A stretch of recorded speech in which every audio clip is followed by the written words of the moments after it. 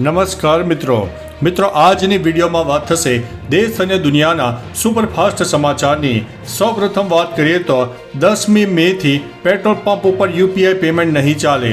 Vidarbha petroleum dealers એસોસિએશને નિર્ણય લીધો છે કે 10મી મેથી કોઈ પણ પેટ્રોલ પંપ પર યુપીઆઈ પેમેન્ટ સ્વીકારવામાં આવશે નહીં। બધા ગ્રાહકોએ પેટ્રોલ ખરીદવા માટે રોકડમાં ચૂકવણી કરવી પડશે।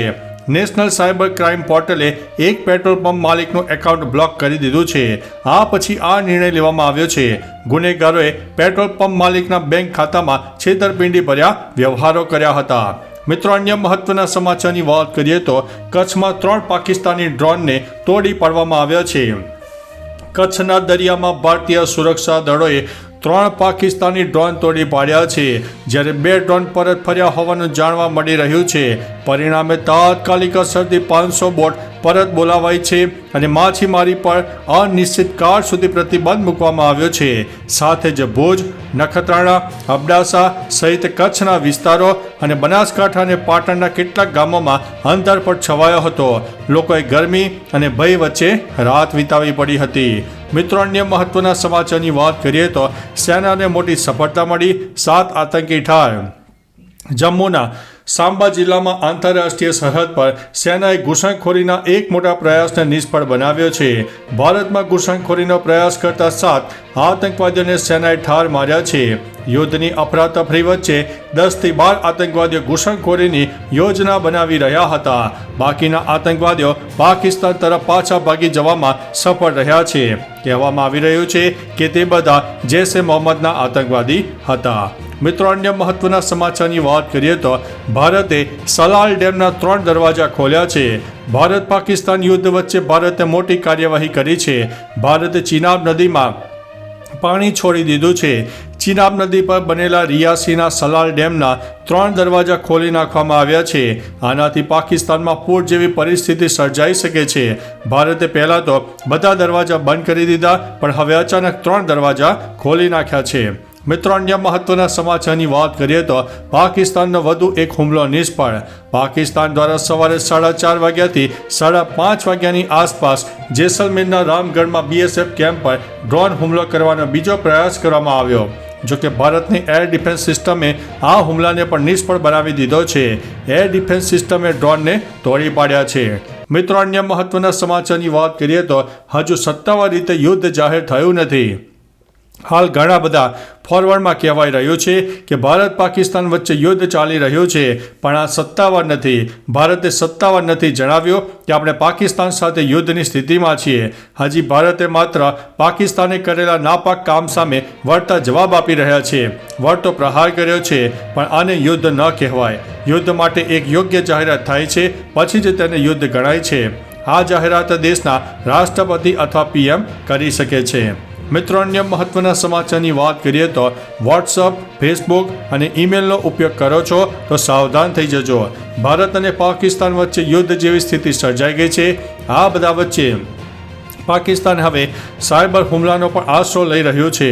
આવી સ્થિતિમાં જો તમને વોટ્સઅપ, ફેસબુક, ઈમેલ કે ટેક્સ્ટ દ્વારા કોઈ પણ અજાણ્યા નંબર પરથી કોઈ મેસેજ કે લિંક મળે તો તેને ખોલશો નહીં। આ મેસેજ અથવા તો લિંક દ્વારા સાયબર ગુનેગારો તમારા એકાઉન્ટને હેક કરી શકે છે। કંઈ પણ ખોલતા કે ક્લિક કરતા પહેલાં સતર્ક અને સાવધાન રહો। મિત્રો, અન્ય મહત્વના સમાચારની વાત કરીએ તો વીએસ હોસ્પિટલમાં 22 સફાઈ કર્મીઓનો 1.32 કરોડનો પગાર। NHL મેડિકલ કોલેજમાં 22 સફાઈ કામદારો છેલ્લા કેટલાક વર્ષોથી કામ કર્યા વગર દર મહિને પગાર લઈ રહ્યા છે। તેમનો માસિક કુલ ખર્ચ લગભગ 11 લાખ અને વાર્ષિક 1.32 કરોડ રૂપિયા સુધી પહોંચે છે। બાયોમેટ્રિક હાજરીના નિયમ હોવા છતાં તેઓ માત્ર સાઇન કરીને જાય છે। અધિકારીઓ તેમની વિરુદ્ધ કાર્યવાહીથી ડરે છે, કારણ કે તેઓ એટ્રોસિટી એક્ટ હેઠળ ફરિયાદીની ધમકી આપે છે। મિત્રો, અન્ય મહત્વના સમાચારની વાત કરીએ તો ભારતીય રેલવેએ તેના કર્મચારીઓને જરૂરી સૂચનાઓ આપી છે। ભારત અને પાકિસ્તાન વચ્ચે વધી રહેલા તણાવ વચ્ચે રેલવે કર્મચારીઓને એક મહત્વપૂર્ણ ચેતવણી આપવામાં આવી છે। રેલવે બોર્ડ દ્વારા જારી કરેલા સંદેશમાં કહેવામાં આવ્યું છે કે પાકિસ્તાની એજન્ટો ફોન કોલ દ્વારા રેલવે અધિકારીઓ પાસેથી લશ્કરી ટ્રેનો વિશે ગુપ્ત માહિતી મેળવવાનો પ્રયાસ કરી શકે છે। આવા કોઈ પણ કોલ કે વાતચીતથી દૂર રહેવા અને વરિષ્ઠ અધિકારીઓને જાણ કરવા સૂચના અપાઈ છે। મિત્રો અન્ય મહત્વના સમાચારની વાત કરીએ તો પાકિસ્તાન પર 3 બાજુથી પ્રહાર, જમીન, આકાશ અને પાણી. પાકિસ્તાનના હુમલાનો જવાબ આપતા રાત્રે ભારતે તબાહી મચાવી દીધી. ભારતે પાકિસ્તાન પર જમીન, આકાશ અને પાણી એમ 3 તરફથી તબાહી મચાવી. LOC અને અનેક જગ્યા પર પાકિસ્તાની સેના તરફથી થતા ફાયરિંગનો ભારતે જડબાતોડ જવાબ આપી રહ્યું છે. આ સિવાય રાત્રે પાકિસ્તાનના અનેક શહેરો પર ભારતે ડ્રોન વડે હુમલા કર્યા તો બીજી તરફ INS વિક્રાંતે દરિયામાંથી કરાચી પોર્ટ પર તબાહી મચાવી હતી. મિત્રો અન્ય મહત્વના સમાચારની વાત કરીએ તો ICAI ચાર્ટર્ડ એકાઉન્ટન્ટ્સની પરીક્ષા મુલતવી રાખવામાં આવી છે. ભારત અને પાકિસ્તાન વચ્ચે બગડતી પરિસ્થિતિને ધ્યાનમાં રાખીને institute of chartered accountant India CA 2025ના બાકીના કેટલાક પેપર્સ હાલ પૂરતા મુલતવી રાખ્યા છે. આમાં CA final, intermediate, post qualification કોર્સની ઇન્ટરનેશનલ ટેક્સેશન એસેસમેન્ટનો પણ સમાવેશ થાય છે. આ પરીક્ષાઓ 9 થી 14 મે દરમિયાન યોજાવાની હતી. મિત્રો અન્ય મહત્વના સમાચારની વાત કરીએ તો હરિયાણામાં પણ સાયરન વાગ્યું.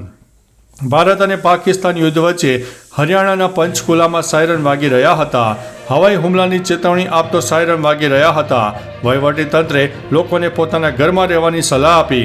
ઉપરાંત બિનજરૂરી રીતે બહાર ન નીકળવાની અપીલ પણ કરવામાં આવી હતી. આખી રાત આ જિલ્લામાં અંધારપટ છવાઈ ગયો હતો. મિત્રો અન્ય મહત્વના સમાચારની વાત કરીએ તો ભારતીય વાયુસેનાનું મોટું નિવેદન. પાકિસ્તાનથી યુદ્ધ જેવી પરિસ્થિતિ વચ્ચે ભારતીય વાયુસેનાએ એક નિવેદન બહાર પાડીને કહ્યું છે કે અમે પાકિસ્તાનના દરેક હુમલાનો સંતુલિત જવાબ આપી રહ્યા છીએ.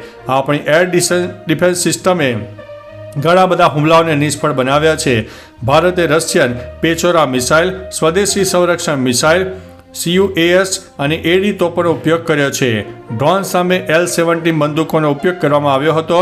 અમે માનવરહિત ડ્રોન પણ ઉડાવ્યા છે.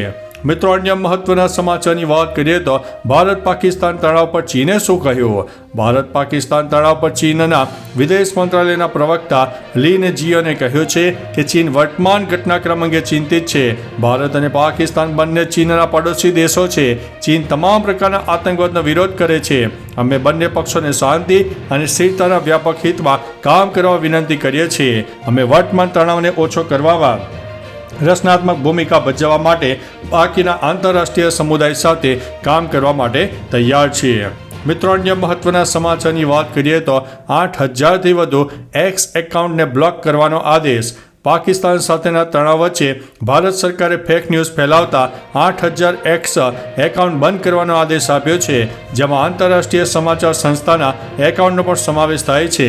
એક્સે તેના ગ્લોબલ ગવર્નન્સ અફેર્સ એકાઉન્ટ પર પોસ્ટ કર્યું છે કે ભારત સરકારે એવા એકાઉન્ટ્સ અને પોસ્ટ પ્રતિબંધ કરવાનો આદેશ આપ્યો છે જે ખોટા સમાચાર અને પાકિસ્તાન માટે પ્રચાર અને ભારત વિરોધી સામગ્રી ફેલાવી રહ્યા છે. તો ચાલો મિત્રો, ફરીથી દેશ અને દુનિયાના સુપરફાસ્ટ સમાચાર લઈને મળતા રહીશો. ત્યાં સુધી અમને રજા આપશો. નમસ્તે.